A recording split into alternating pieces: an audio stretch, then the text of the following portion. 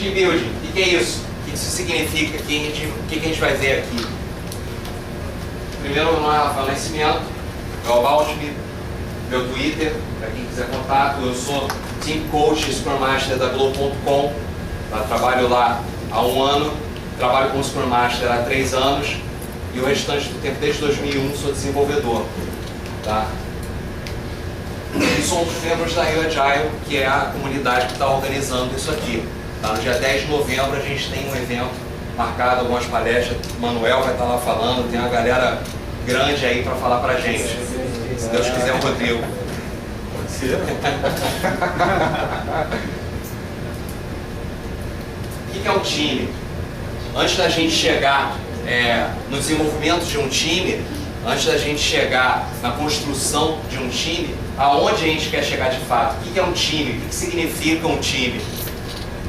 O que vocês acham desse time aí? Bom? Time bom? O time bom que não foi campeão?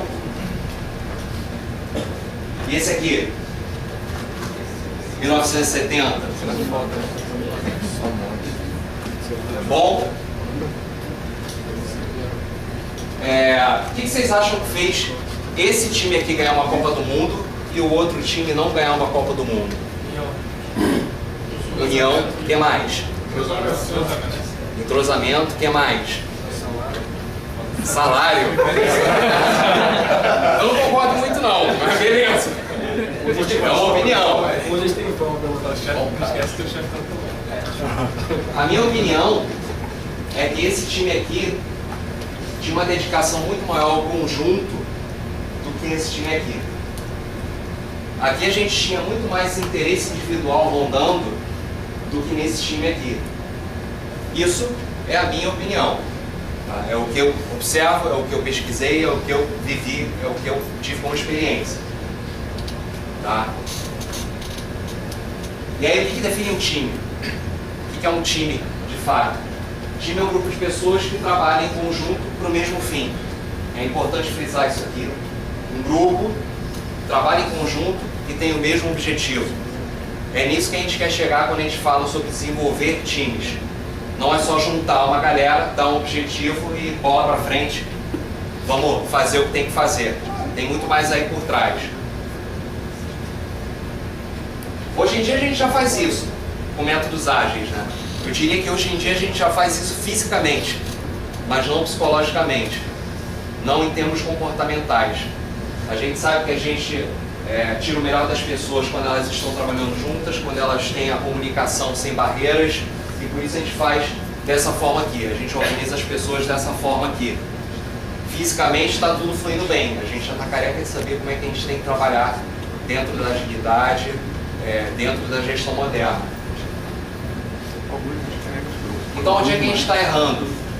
Mais uma vez, na minha opinião, a gente gosta muito de selecionar a galera que trabalha com software pela parte técnica. A gente olha muito a parte técnica.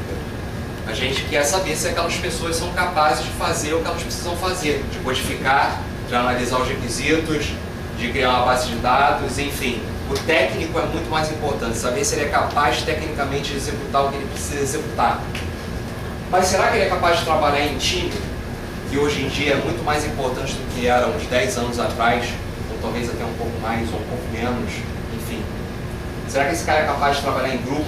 Será que esse cara é capaz de lidar com outras pessoas, com semelhantes, que têm suas individualidades, que têm os seus interesses individuais, mas ao mesmo tempo precisam atingir um objetivo em conjunto? Será que os caras estão aptos a passar por isso? Estão preparados em termos comportamentais? Isso a gente costuma negligenciar um pouco, mas isso para mim é tão importante quanto a parte técnica. Eu costumo dar tanto valor à parte comportamental quando eu seleciono, quanto para a parte técnica. Então, na minha opinião, olhar para a parte comportamental talvez seja onde a gente esteja pecando na hora de selecionar as pessoas, na hora de escolher as pessoas. Para o hoje em dia, né? Porque a gente tem hoje. Beleza, a gente tem a realidade de software, sabe como trabalhar com isso, sabe qual o perfil das pessoas, mas agora a gente trabalha em equipe. Até há uns 10 anos atrás, mais ou menos, a gente trabalhava cada um no seu currículo. né? Cada um recebia as suas coisas para fazer, e até pouco tempo atrás, e talvez fábricas de software ainda funcionem assim, você recebe a papelada, faz o que tem que fazer e entrega o software. E na hora de integrar? Sei lá, a hora de integrar é sempre um inferno, né? Por que será que é sempre um inferno?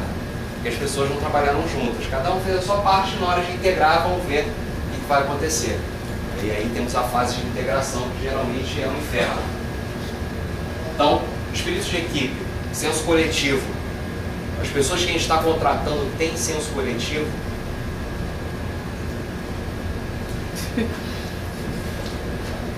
Senso coletivo?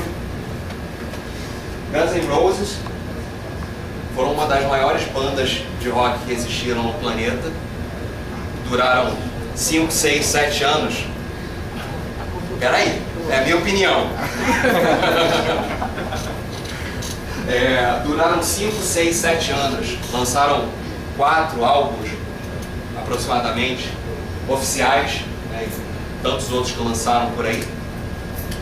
E simplesmente dissiparam, né, acabaram dentro de si. Fizeram grandes coisas e sumiram. E esses caras aqui?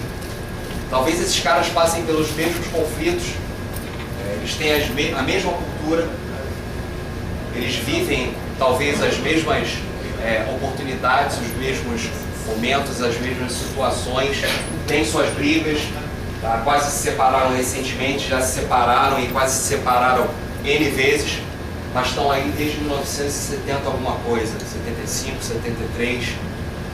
E o que fez esses caras durarem tanto?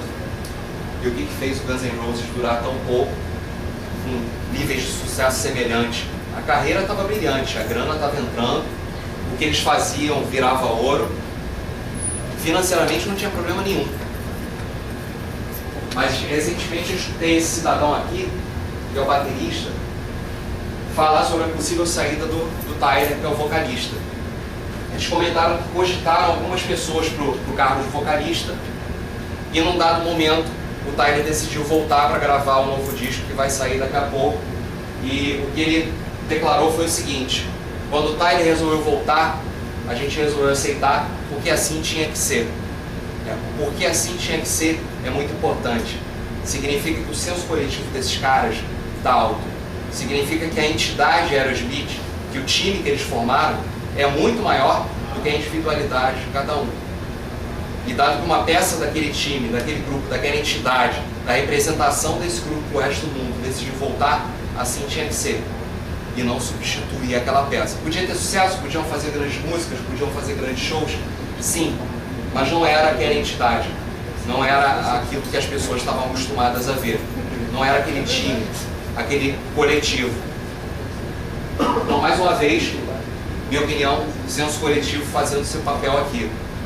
Tá? É pensar primeiro no coletivo, primeiro na minha entidade, primeiro no meu time, para depois pensar no meu. Não é ignorar o meu, não é negligenciar a minha individualidade, o que eu quero para mim, quais são as minhas metas individuais. Mas primeiro, colocar as metas do grupo à frente e tentar espelhar as metas individuais nas metas do grupo.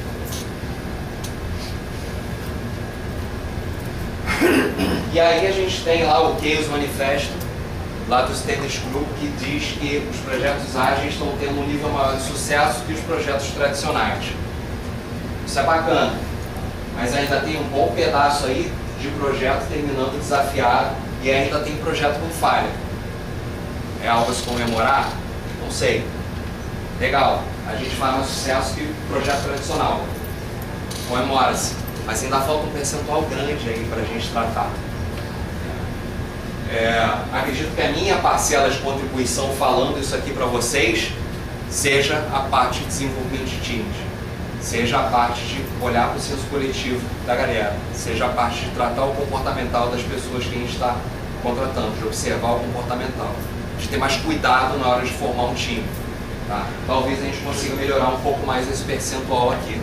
Então, é mais um passo. E aí a ideia desse processo todo é tirar a barreira da frente da galera que impede que eles enxerguem qual é o objetivo deles como um time, tanto no coletivo quanto no objetivo técnico. no objetivo de produto em si.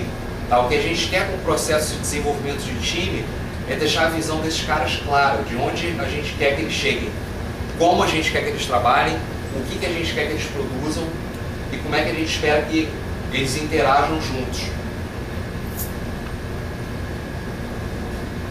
E aí, em uma pesquisa que uma galera de São Paulo, que se apresentou inclusive na AgileConf no ano passado, fez, eles chegaram à conclusão que boa parte dos times que eles entrevistaram não tem uma visão muito clara do que é o objetivo deles em si, do que significa produtividade, por exemplo.